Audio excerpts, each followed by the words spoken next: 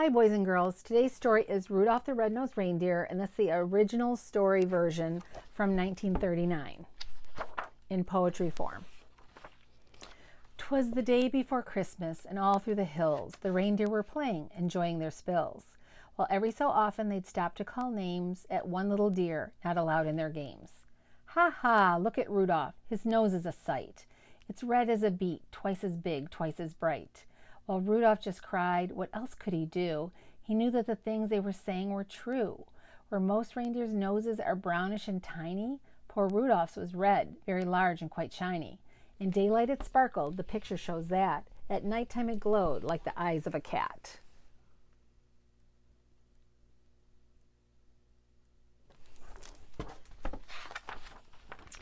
Although he was lonesome, he always was good, obeying his parents as good reindeer should. That's why on this day, Rudolph almost felt playful. He hoped that from Santa, soon driving his sleigh full of presents and candy and dollies and toys for good little animals, good girls and boys, he'd get just as much, and this is what pleased him, as the happier, handsomer reindeer who teased him.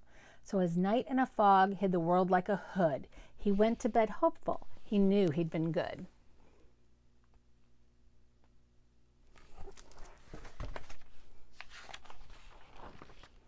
While way up north on the same foggy night, old Santa was packing his sleigh for its flight. This fog, he called out, will be hard to get through. He shook his round head and his tummy shook too. Without any stars or a moon as our compass, this extra dark night is quite likely to swamp us. To keep from a smash up, we'll have to fly slow. To see where we're going, we'll have to fly low. We'll steer by the street lamps and houses tonight in order to finish before it gets light. Just think how the boys and girls' hopes would be shaken if we didn't reach them before they awaken.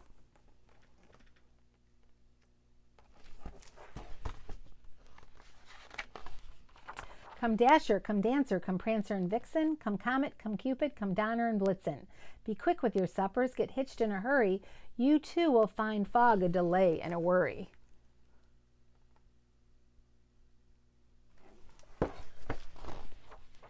And Santa was right, as he usually is. The fog was as thick as a soda's white fizz.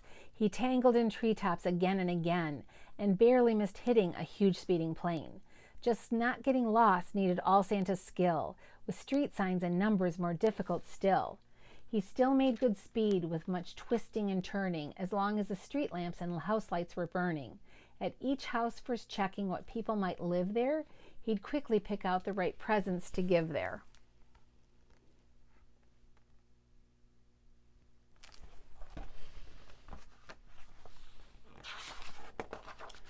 But lights will be out after midnight, he said, for even most parents have then gone to bed.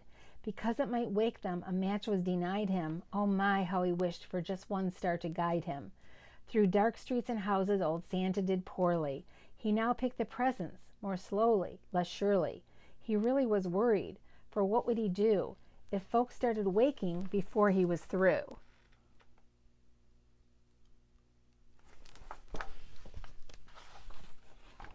The night was still foggy and not at all clear when Santa arrived at the home of the deer.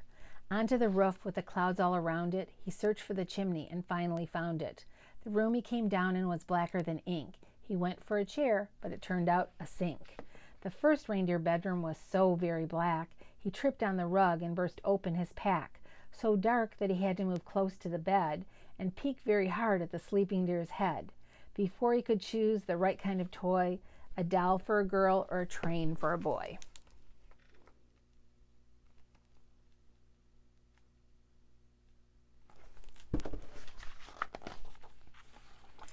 But all this took time and filled Santa with gloom while feeling his way toward the next reindeer's room. The door he just opened when, to his surprise, a soft glowing red-colored light met his eyes. The lamp wasn't burning, the light came instead from something that lay at the head of the bed. And there lay, but wait now, what would you suppose? The glowing, you guessed it, was Rudolph's red nose. So this room was easy. This one little light let Santa pick quickly the gifts that were right.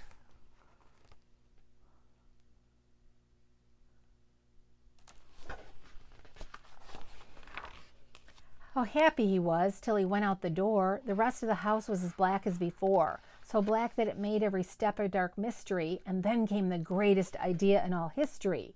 He went back to Rudolph and started to shake him, of course very gently in order to wake him, and Rudolph could hardly believe his own eyes.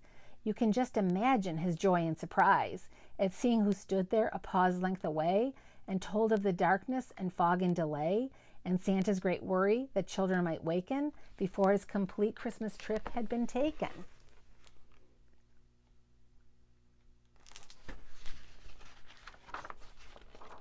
And you, he told Rudolph, may yet save the day. Your bright shining nose sun could show us the way. I need you, young fellow, to help me tonight, to lead all my deer on the rest of our flight. And Rudolph broke out into such a big grin it almost connected his ears and his chin. He scribbled a note to his folks in a hurry. I've gone to help Santa, he wrote, do not worry. Said Santa, meet me in my sleigh on the lawn. You'd stick in the chimney, and flash, he was gone. So Rudolph pranced out through the door very gay and took his proud place at the head of the sleigh.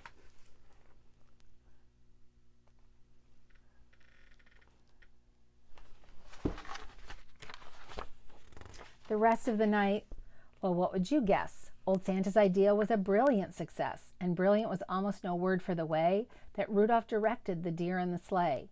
In spite of the fog, they flew quickly and low and made such good use of the wonderful glow that shone out from Rudolph at each intersection that not even once did they lose their direction.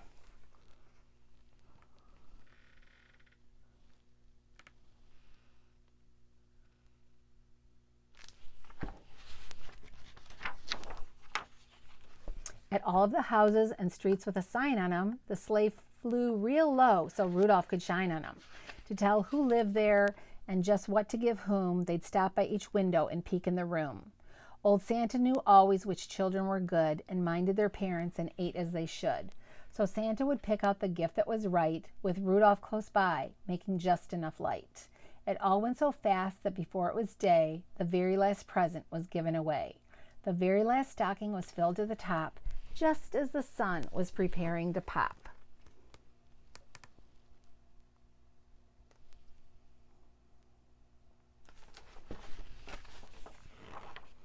The sun woke the reindeer in Rudolph's hometown. They found the short message that he'd written down. They then gathered outside to await his return, and were they surprised and excited to learn that Rudolph, the ugliest deer of them all, Rudolph the red-nosed, bashful and small, the funny-faced fellow they'd always called names and practically never allowed in their games, was now to be envied by all far and near, for no greater honor can come to a deer than riding with Santa and guiding his sleigh, the number one job on the number one day.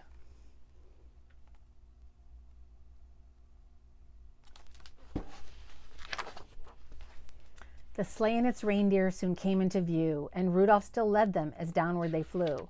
Oh my, was he proud as they came to a landing, right where his handsomer playmates were standing.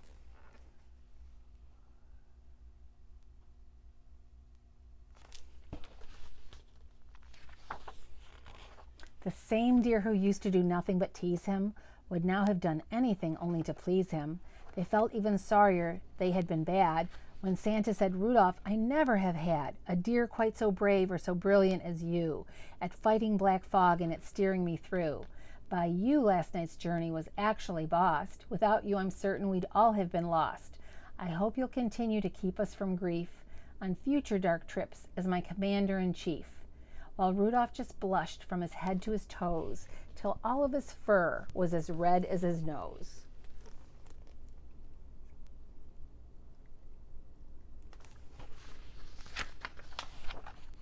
The crowd clapped their paws and then started to screech, Hooray for our Rudolph, and we want a speech. But Rudolph, still bashful despite being a hero, was tired. His sleep on the trip totaled 0. So that's why his speech was quite short and not bright. Merry Christmas to all, and to all a good night.